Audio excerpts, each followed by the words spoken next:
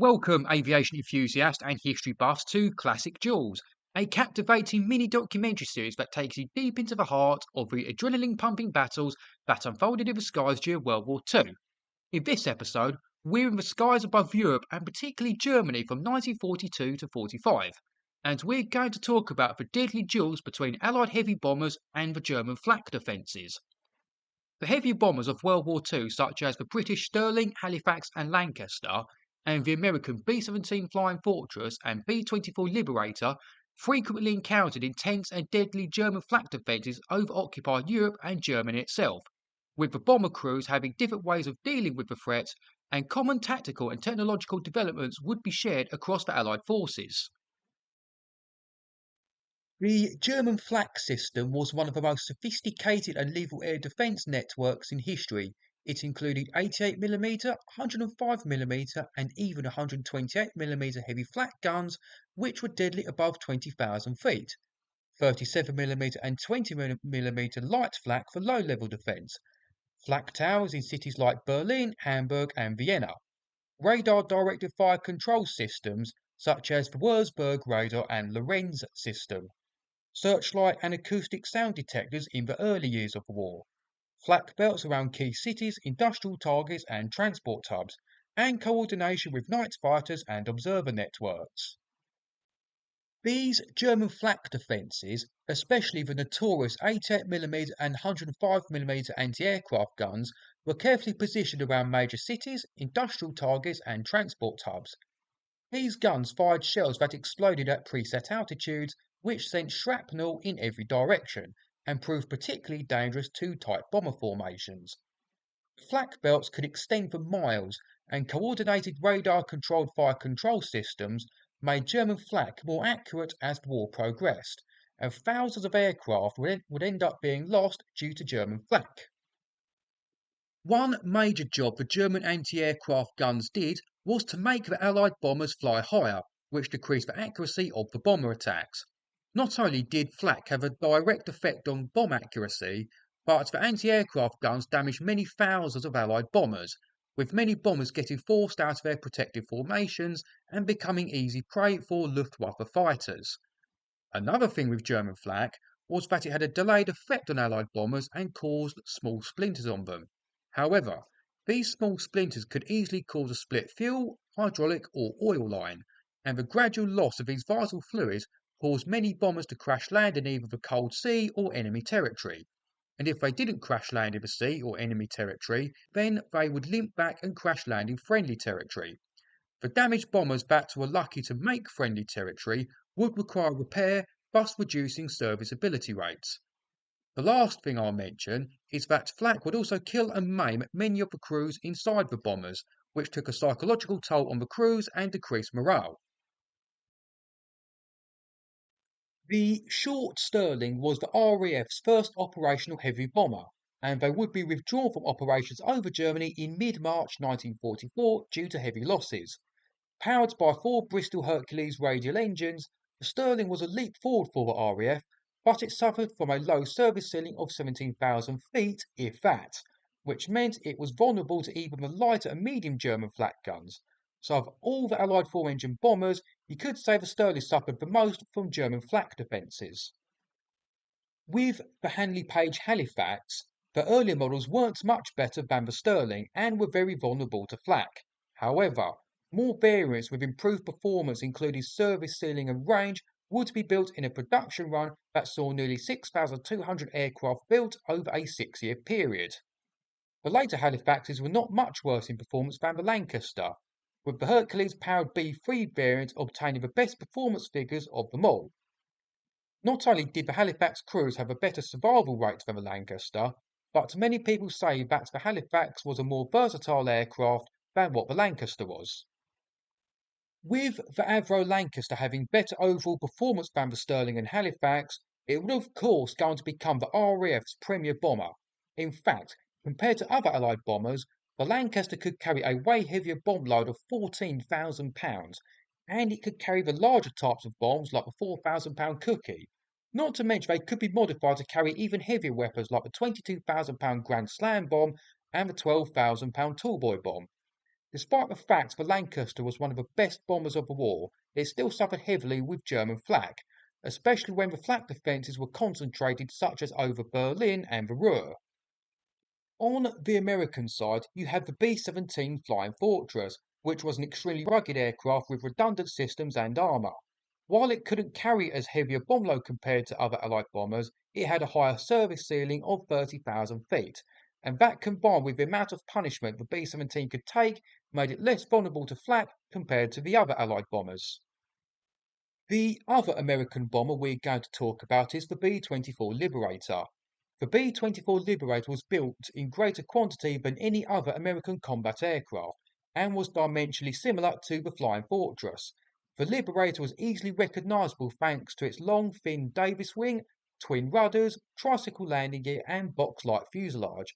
Despite the B-24 having a longer range and higher payload, it would always be overshadowed by the B-17, and unfortunately had a lower service ceiling and wasn't as robust, making it more vulnerable to flak. I'll also mention that the Allied bombers were bristling with machine guns, especially the B-17 Flying Fortress, but these were more for fighter defence, so against flak they had no direct effect. Unlike the United States Army Air Force, RAF Bomber Command, which was led by Air Marshal Arthur Bomber Harris, operated at night, reducing visibility and the effectiveness of flak, and was the primary tactic for minimising losses to both flak and enemy aircraft. While the darkness did make the flak aiming less effective and reduce the effectiveness of radar-directed guns early in the war, as the war went on, German radar and searchlights would steadily improve, especially by 1943. At the end of May in 1942, Bomber Command launched Operation Millennium, which was the first 1,000-bomber raid of the war. This was also the raid where the bomber stream tactic was introduced. The bomber stream tactic was where each aircraft would be allocated a height band and time slot over the target, and this tactic was designed to swamp and overwhelm both German flak defences and night fighters. With the German flak and searchlight batteries being overwhelmed by the size of the bomber stream, this meant they had to concentrate on individual targets rather than employing their preferred barrier fire procedure.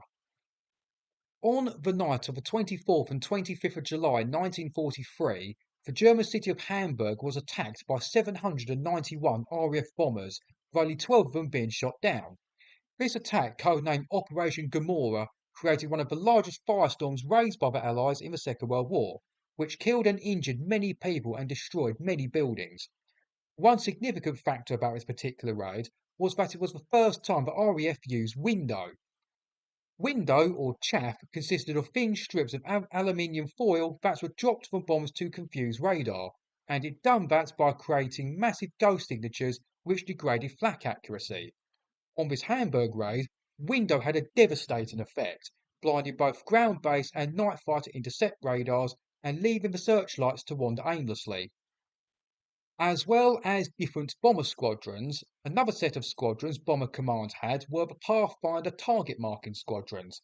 Both 2 and 4 engine aircraft would be equipped with and aided by different radar systems such as H2S, Oboe, and G, and these radar systems would help the pathfinding squadrons mark targets more precisely by using flares that help the bombers aim more accurately, which also allow the main bomber formations to minimise time over target and exposure to flak. With different types of radar in mind, throughout the war, both the Allies and the Germans would come up with different ways of jamming and counter-jamming each other's radar technology. USAAF or United States Army Air Forces employed a daylight precision bombing doctrine. Of course, this made flak extremely dangerous, so to counter the flak threat, the Americans would rely heavily on certain tactics. The B-17s and B-24s would fly in combat box formations, which ensured a high level of mutual protection and defence. These formations also helped reduce losses to flak by presenting a moving difficult target that spread the flak damage across the formation. Like the RAF, the Americans also started to use chaff, but other countermeasures the US bomber forces used to disrupt the German radar and reduce flak accuracy was with different radar jamming devices. The bombers were fitted with different radar jamming systems that disrupted the different types of German radar. These jamming systems included Carpet, which was used to jam the German tunable Wurzburg gun laying radar, You had Mandrill, which was used to jam the Freya early warning radar, and you also had Jostle, which was a jamming transmitter used to drown out radio communications between German fighters and their controllers. The USAAF had detailed maps of known flak concentrations and adjusted bombing routes to avoid the worst zones when possible, and pre-strike reconnaissance and intelligence for photo recon flights identified flak concentrations and kept maps updated. Another thing the American bombers did was vary the altitudes they flew at when approaching targets, or they'd suddenly change course. Also, they could evade the predicted flak bursts. Despite all measures, German flak remained a constant and lethal hazard and remained a major cause of bomber losses. RAF bomber losses to flak were often equal or greater than those to night fighters. American bomber losses to both flak and fighters proved to be just as devastating, especially when on raids to places like Schweinfurt. Despite escort fighters like the P-51 Mustang reducing the fighter threat, the Americans continued to lose bombers to flak throughout 1944 and 1945. The Allied air forces increasingly relied on combined tactics such as night flying, chaff, jamming, tight formations, high altitudes, fast bomb runs, and pathfinding to mitigate the flak threat. By 1944 and 45, strategic bombing missions still encountered flak, but the sheer weight of Allied air power began to overwhelm German air defences. Overall, German flak was a formidable opponent, and dealing with German flak defences was a constant technological and tactical struggle for Allied bomber forces. The British focused on night bombing, deception, and electronic warfare, while the Americans relied on daylight formation bombing, heavy armaments, and careful route planning. Despite high losses and not being able to completely eliminate the danger, persistent innovation and adaptation allowed the Allied strategic bombing campaign to ultimately succeed in its goals of crippling German war production and morale. So that's it for this glimpse into epic struggles of the past. If you haven't already, make sure to subscribe to this channel and hit that notification bell so you can stay up to date with more riveting tales of aviation history, etc. Check out 2 videos at the end, all my CD reviews, or even the playlist I've created. Cheers.